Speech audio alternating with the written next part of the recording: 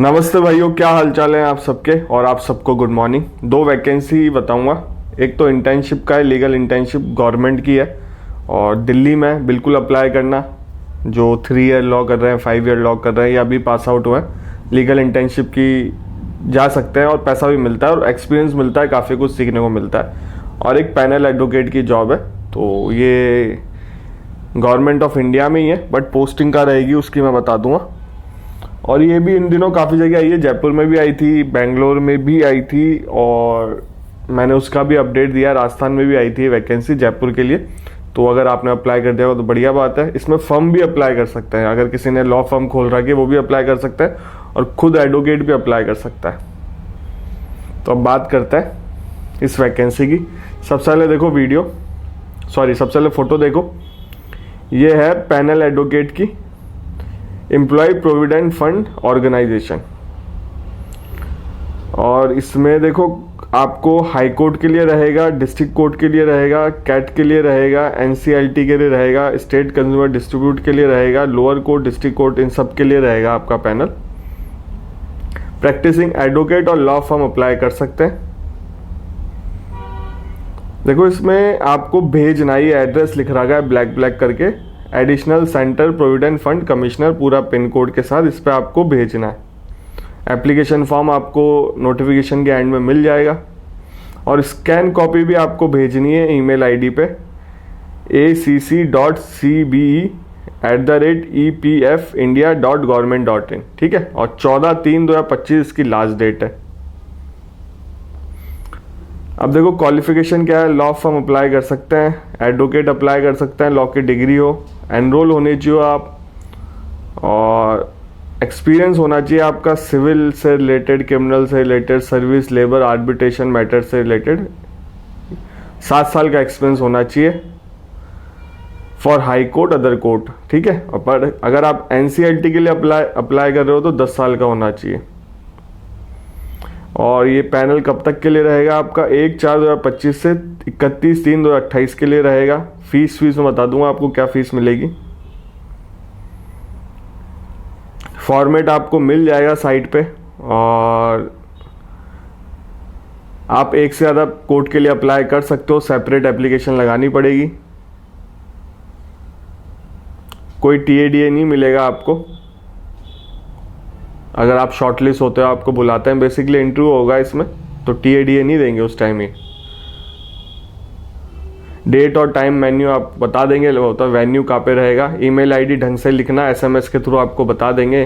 Basically आपको select करेंगे, फिर उसको इंटरव्यू के लिए बुलाया जाएगा। अगर आप पूछा जाएगा, प्रैक्टिकल चीज़ें पूछते हैं इसमें तो सारी।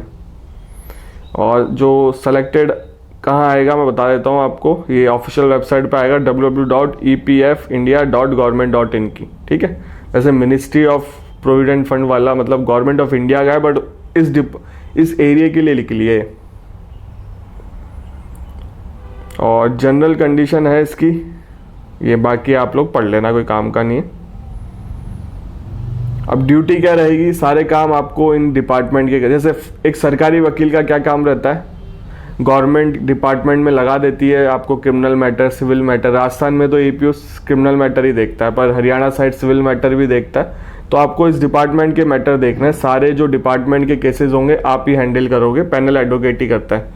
और जो उनके लॉ ऑफिसर होता है उनसे डील करनी होती है, वो आपके बीच का लिंक होता है लॉ ऑफिसर, डिपार्टमेंट और पैनल एडवोकेट के। और कोर्ट हियरिंग में जाना होता है, ड्राफ्टिंग, पिटिशन, लीगल नोटिस, सबके जवाब आपको ही देने होते हैं। सारे काम मेंशन कर रखा है इन्होंने ड्यूटी। और आपको क्या क्या एप्लीकेशन लगानी है, फॉर्म, वो बता देता हूँ मैं आपको। लॉ की डिग्री लगेगी, डॉक्यूमेंट कौन कौन से लगेंगे, रजिस्ट्रेशन सर्टिफिकेट लगेगा, आईडी कार्ड लगेगा, आईडी प्रूफ, 10 जजमेंट भी लगेंगे इसमें, और बाकी coloured photo, income tax proof, ठीक है। अब इसमें आपको पैसा क्या मिलेगा वो मैं आपको बता देता हूँ। देखो रेगुलर 9,000 पर केसेस मिलेंगे। सोचो 9,000 पर केस, डेली के टाइम कितने केस लगते होंगे। एसएलपी के 5,500 पर केसेस मिलेंगे। आउट ऑफ हेडक्वार्टर आपको 9,000 डेली फी मिलेगी। कन्वीनियंस चार्ज 1,500 रुपये, क्लर्केज का कुछ नहीं है। ड्राफ्टिंग का है 3,000 पर केसेस, ड्राफ्टिंग, रिटर्न सबमिशन 3,000 पर केसेस, ड्राफ्ट, मतलब बेसिकली ड्राफ्टिंग के 3,000 पर केसेस है।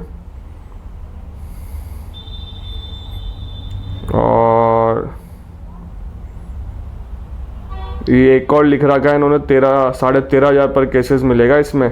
रिट पिटिशन में आपको, ऑल एडमिशन मैटर में आपको 9,000 पर केसेस मिलेगा। प्लीडिंग्स 5,250 रुपये मिलेंगे। Miscellaneous application 4,500। कॉन्फ्रेंस के 900। आउट ऑफ हेडक्वार्टर्स 13,500 रुपये।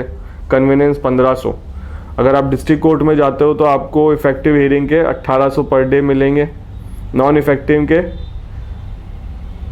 ये 600 लिखा हुआ है पर डे।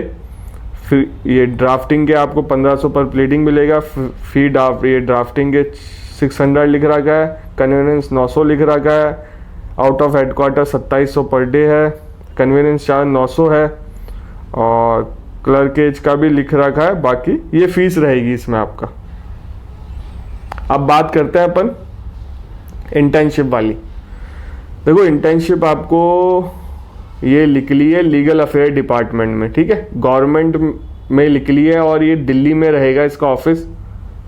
जो सेकेंड ईयर पास कर चुके हैं 3 ईयर लॉ कर रहे हैं, और जो थर्ड ईयर पास कर चुके हैं 5 ईयर लॉ कर रहे हैं, वो अप्लाई कर सकते हैं। Person who have complete law degree course from any recognised college school, वो भी एलिजिबल है, अप्लाई कर सकते हैं। कंप्यूटर की नॉलेज होनी चाहिए। 1 महीने की इंटर्नशिप है।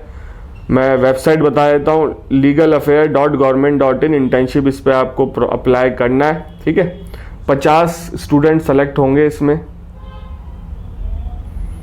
और ईच सेलेक्टेड जो स्टूडेंट रहेंगे उनको डिप्लॉय किया जाएगा ऑफिस में secretary new Delhi, centre agency में, सुप्रीम कोर्ट में, लिटिगेशन हाई कोर्ट सेक्शन में दिल्ली में,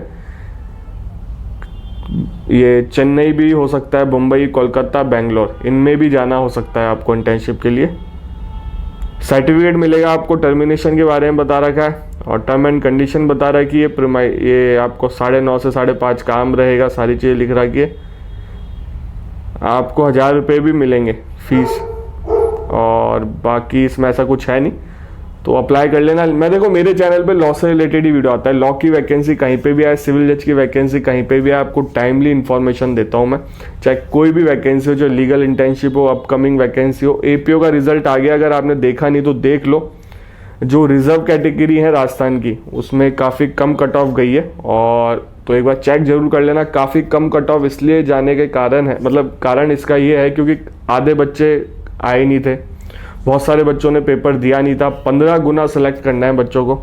कई कैटेगरी हैं जो लड़कियों की रिजर्व कैटेगरी में, उनमें ऑलो को बुला लिया, बहुत कम नंबर गए हैं। एक में तो 12 भी गई है, शायद 7 भी गई है 100 में से। नेगेटिव मार्किंग भी थी। तो एक बार रिजल्ट जरूर चेक कर लेना अपना रोल नंबर, जिनको उम्मीद नहीं है हम पास हो सकते हैं।